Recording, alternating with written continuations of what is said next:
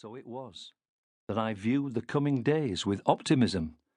On that distant autumn day, all seemed calm as my 8th year as headmaster of Ragley-on-the Forest, Church of England Primary School in North Yorkshire was about to begin.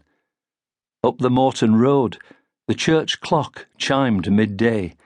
I took a deep breath as I unlocked the bottom drawer of my desk, removed the large leather-bound school logbook, and opened it to the next clean page. Then I filled my fountain pen with black quink ink, wrote the date, and stared at the empty page. The record of another school year was about to begin. 7 years ago, the retiring headmaster, John Pruitt, had told me how to fill in the official school logbook. Just keep it simple, he said. Whatever you do, don't say what really happens, because no one will believe you.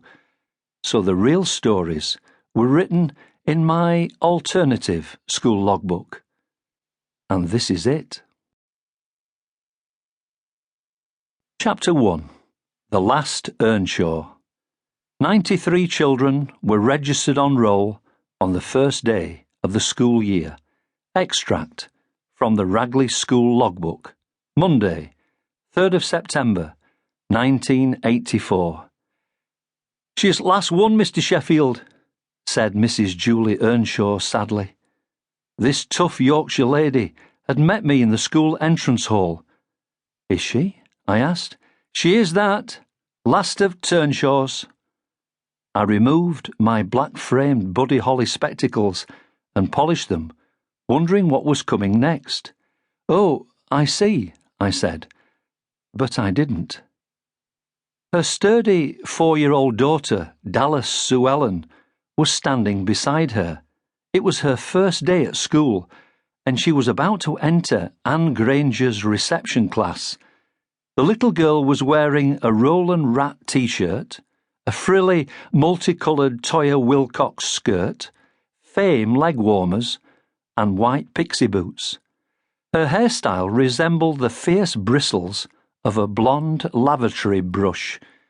She was chewing a licorice shoelace and gave me a black-toothed smile. "You see, Mr. Sheffield, I'd just like her to be a good effluence on t'others," said Mrs. Earnshaw with gravitas. "'Cause she's good at art." "I'm sure she is, Mrs. Earnshaw," I agreed, but without conviction, while picking absent-mindedly at the frayed leather patches on my herringbone sports coat. She looked down proudly at Dallas Sue Ellen, who had finished her licorice breakfast and was now picking her nose with a blackened finger. "Dallas," said Mrs. Earnshaw firmly, "go out to play in yard." Dallas required no second invitation and hurried off. Mrs. Earnshaw leaned against the old pine display table and lowered her voice to a conspiratorial whisper. "You see, Mr. Sheffield, it's my Eric." She looked quickly, left and right. "He's had a snip." "A snip?" "Yes, you know, one of them hysterectomies." "Oh, I see," I said, and this time I did. The penny had dropped. Mrs. Earnshaw shook her head sadly. "Poor sod's been walking round like John Wayne without his horse this last week."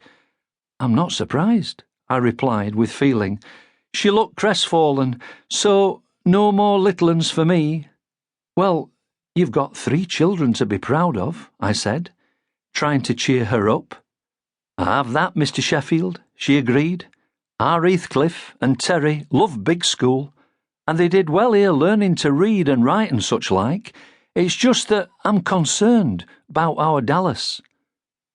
Anne Granger, the deputy head teacher, appeared suddenly from the stockroom, carrying a box of infant safety scissors and some large sheets of card.